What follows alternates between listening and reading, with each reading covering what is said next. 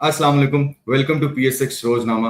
Stock market is a place where you book profits और जहाँ पे आपको लॉस पे so you turn your losses into profits as well and you invest in the right companies. ये बहुत अहम होता है और इसी चीज के लिए हम रोजनामा में भी आते हैं, हफ्तानामा में भी आते हैं, दंगल और पल्स में आप लोगों को यही चीज गाइड करते हैं कि ठीक स्ट्रैटेजी और ठीक कंपनीज में इन्वेस्ट करना बहुत जरूरी होता है। आप लोगों ने काफी ज्यादा कमेंट्स में अपना प्यार दिखाया और काफी ज्यादा स्टॉक्स के बारे में भी पूछा और ये भी बताया जो कॉल्स हमने आपको बताई हैं उनको आपने कितना एग्जीक्यूट किया, आप कितना प्रॉफिट में, सारी चीजों को एडजस्ट करेंगे। मुझे पहले मार्केट की तरफ आना चाहूंगा। जैसे हम हफ्तानामा में डिस्कस कर रहे थे कि मार्केट ने 2000 पॉइंट्स मजीद गेन किए फ्राइडे वाले दिन और मार्केट ने एक अच्छी क्लोजिंग की। लेकिन आज के दिन जब हम देखते हैं मार्केट की ओपनिंग को तो उसके अंदर मार्केट ने थोड़ा सा हमने देखा कि प्रॉफिट टेकिंग की तरफ आया, लेकिन एक बुलिश मोमेंटम कंटिन्यूड है क्योंकि मार्केट स्ट्रेट ऊपर तो जा नहीं सकती। तो एक प्रॉफिट टेकिंग का सिलसिला हमने देखा है और जो सेक्टर्स हम डिस्कस कर रहे थे हफ्तानामा के अंदर भी, सीमेंट को, एक्सप्लोरेशन और प्रोडक्शन को, इसने ही फ्राइडे को पॉइंट्स गेन किए थे और आज इसी ने ही पॉइंट्स लूज किए। मेरा ख्याल है प्रॉफिट टेकिंग हमने ज्यादा इस साइड पे देखी है। थोड़ा सा ओवरऑल आज मार्केट की कैसी एक्टिविटी थी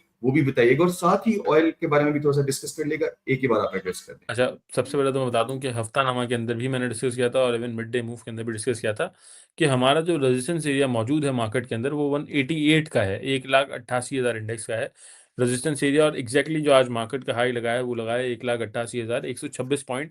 क्योंकि अगर हम पीछे जाते हैं तो 1,91,000 जब मार्केट गई थी तो उससे पहले 188 पर थोड़ा रुकी थी, सस्टेन किया था मार्केट ने।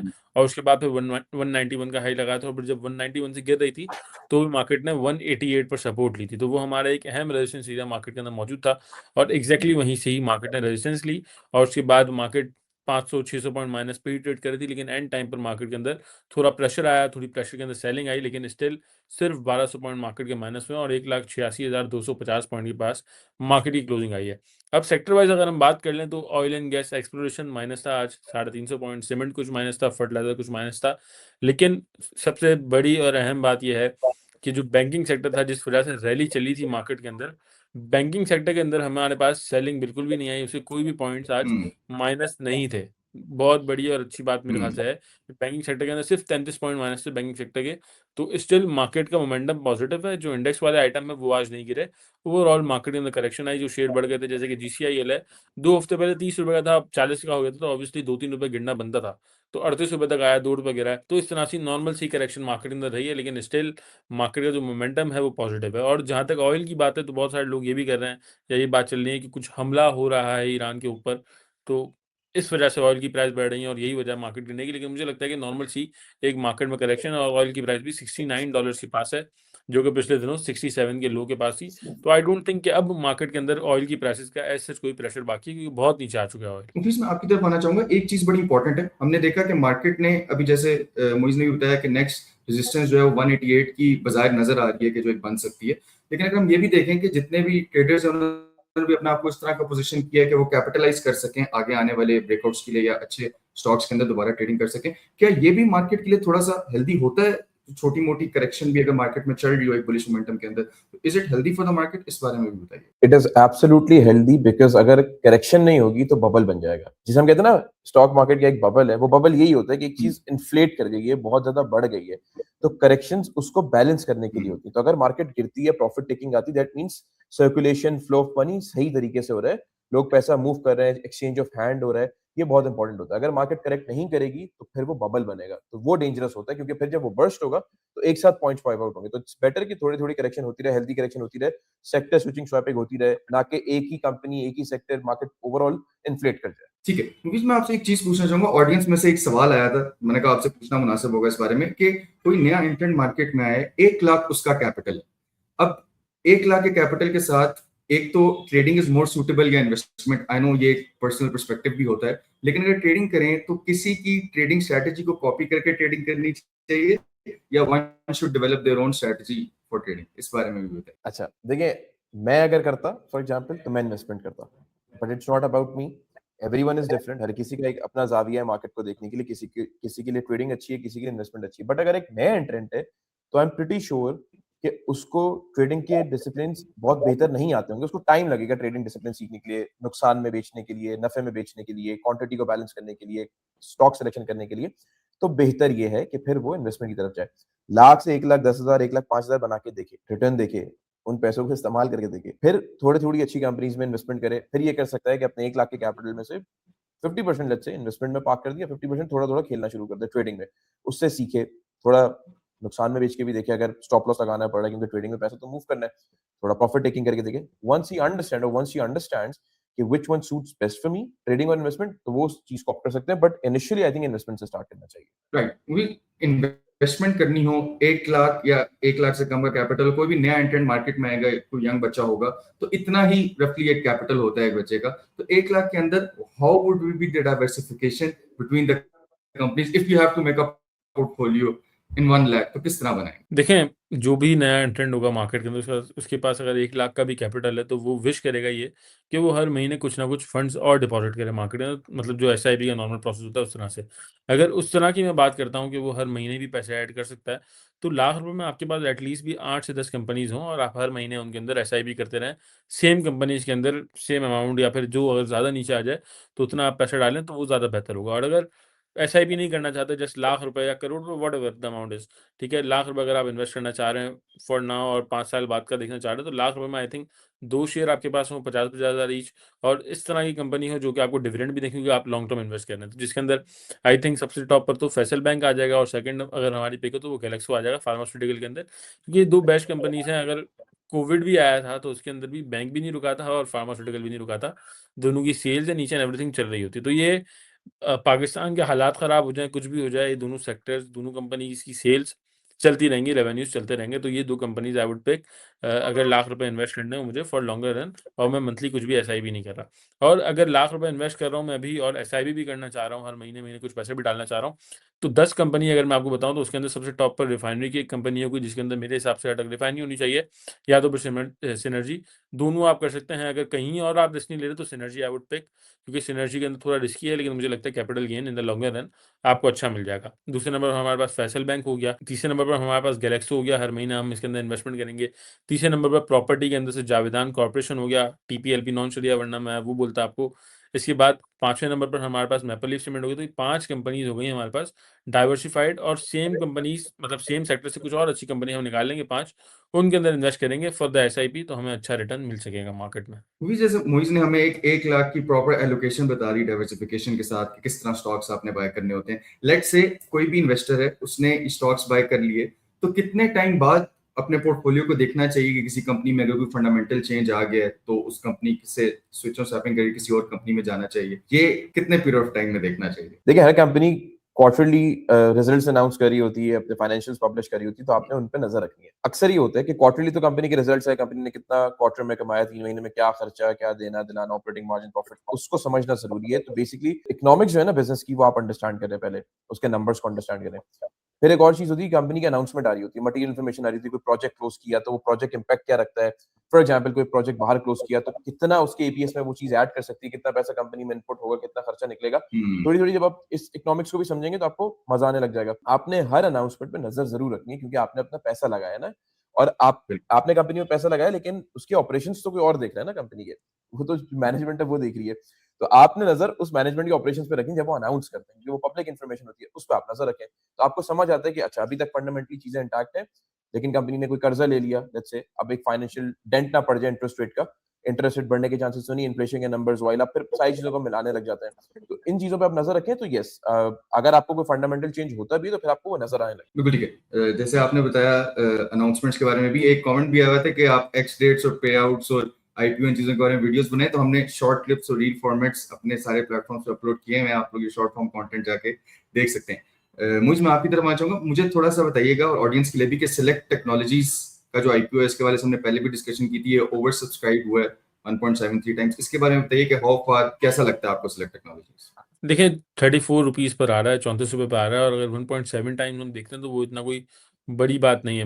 अगर मैं पर्सनली इन्वेस्ट करना चाहूँ, तो मैं 1000-2000 शेयर से ज़्यादा इसके अंदर इन्वेस्टमेंट नहीं करूँ। अगर मेरा कैपिटल 10 लाख है, तो पता चला मैं लाख कैपिटल में 2000 शेयर अगर सेलेक्ट के ले लूँ, तो ये फिर गलत हो जाएगा।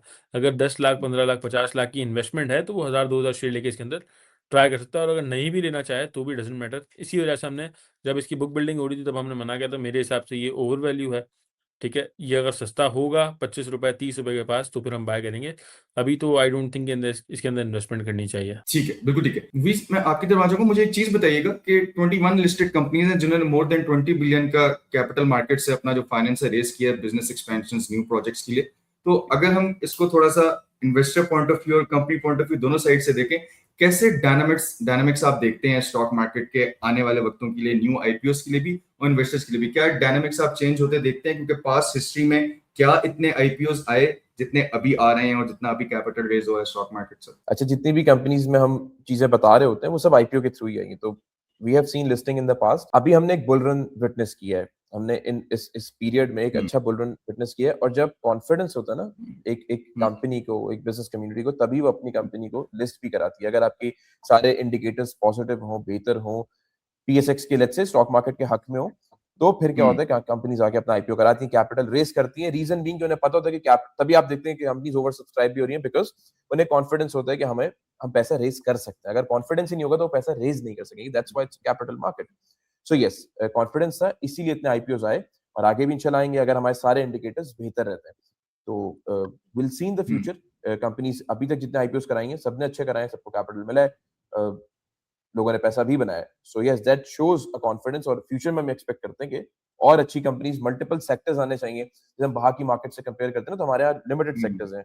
बहुत सारी कंपनीज इस तरह का सेक्टर्स में कैटेगराइज की गई हैं कि शायद वो सेक्टर के लिए बनती नहीं है, बट वो सेक्टर में हमारे सेक्टर्स की भी लिमिटेशन है। बट जिस तरह मार्केट ग्रो करेगी, सेक्टर्स ग्रो करेंगे, कंपनीज ग्रो करेंगी। जैसे बीएफ एग्रो आया था, तो वो वन ऑफ इट काइंड आप कह सकते हैं कंपनी आई, डिफरेंट बिजनेस था, आई, चले वो लिस्ट हुई। तो क्या होगा, डिफरेंट सेक्टर्स बनेंगे, डिफरेंट कंपनीज आएंगी, तो हमारे पास ऑप्शंस भी ज्यादा होंगे, इन्वेस्टर्स ट्रेडर के पास ऑप्शन ज्यादा होंगे, लिक्विडिटी इंप्रूव होगी। तो yes, I think there is a long journey ahead. Means जैसे उन्होंने बताया कि डिफरेंट किस्म की अभी लिक्विडिटी भी इंप्रूव होती जा रही है। अगर हम थोड़ा सा रिफ्लेक्ट बैक करें तो वॉल्यूम्स में किस हद तक बेहतरी आई है स्टॉक मार्केट के कंपेयर टू हिस्टोरिकल डेटा? अगर हम देखें और अब देखें तो किस हद तक लिक्विडिटी और वॉल्यूम्स बेहतर हुए हैं स्टॉक मार्केट? हिस्टोरिकली अगर हम बात करते हैं तो इतनी कोई खास बेहतरी नहीं है अभी, क्योंकि मार्केट अभी एक जख्म से निकली है ना। अगर हम बात करते हैं आज से 3 महीने पुरानी, अगर हम जनवरी तक के वॉल्यूम देखते हैं तो जनवरी के अंदर market was doing too good. जनवरी के अंदर मार्केट के वॉल्यूम्स पीक पर थे, इवन दिसंबर के अंदर भी। और दिसंबर से पहले अगर हम बात करें सितंबर, अक्टूबर, नवंबर, तो उनके अंदर मार्केट जो है बहुत ही ठंडी थी।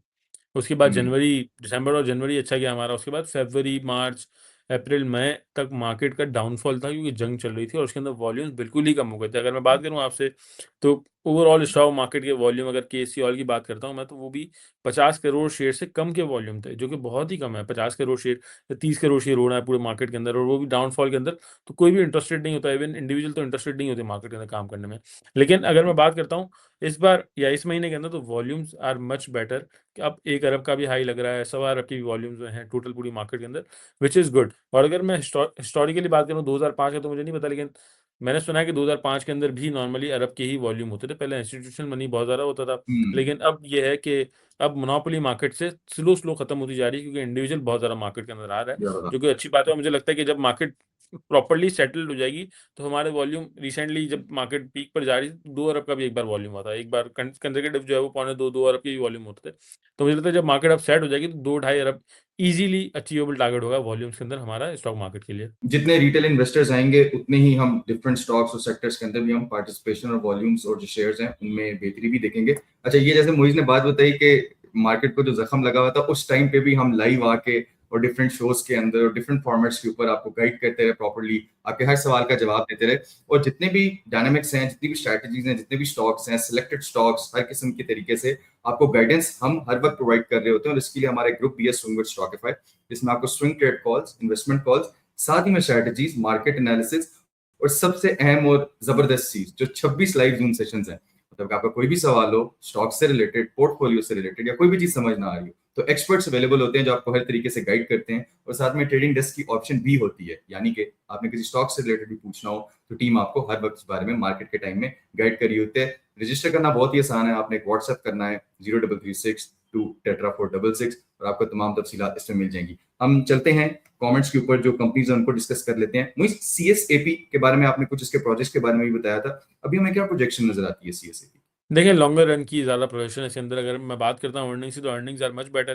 पिछले सालों के मुकाबले कंपनी अर्निंग्स अंदर आ चुकी है और अर्निंग भी अच्छी आ रही है कंपनी की। लेकिन अगर लॉन्गर रन के अंदर मैं प्रोजेक्शन करता हूँ आज से 1 साल की, तो मुझे लगता है कि अभी ₹110 के आसपास चल रहा है, आई थिंक। तो 150 से 200 रुपए के इसके हमारे टारगेट निकल रहे हैं। और अगर लॉन्गर रन की बात करता हूँ 5 साल, तो 300 रुपए का शेयर भी लगता है, क्योंकि पाकिस्तान के अंदर जो गैस का इंफ्रास्ट्रक्चर है वो इतना खास नहीं है और पाकिस्तान इसके ऊपर काम कर रहा है। अभी भी हमने न्यूज़ सुनी थी कि ईरान के थ्रू हम जो है गैस की पाइपलाइन लगाएंगे, और जो गैस की पाइपलाइन बनाने वाली ओनली कंपनी है पाकिस्तान में वो CSAP है, जो कि स्टॉक मार्केट में लिस्टेड भी है।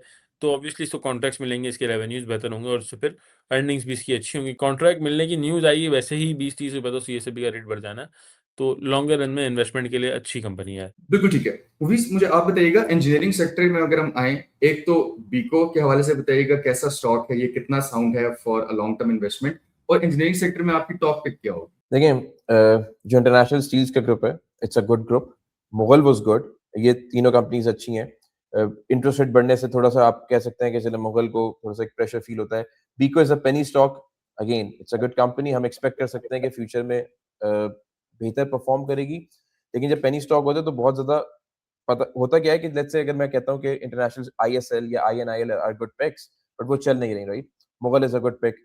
जब सेंटिमेंट ड्रिवन मार्केट हो जाती है तो क्या होता है कि जो आपके टॉप टीयर स्टॉक्स होते हैं पहले वो चलते हैं, उसके बाद फिर आपके जो पेनी स्टॉक्स हैं बाकी चीजें वो लीड करती हैं। तो डेफिनेटली इसमें मोमेंटम आता है। तो if I would have to pick in engineering sector, I would go for Mughal, I would go for INIL, and then I would also थोड़ा सा पोर्शन में बीको का रखूंगा, क्योंकि पेनी स्टॉक है। जब एंड देन उसमें आप प्राइस एक्शन डिस्कवर कर सकते हैं कि लेट्स से उसका इस वक्त मोमेंटम क्या है प्राइस का लेके।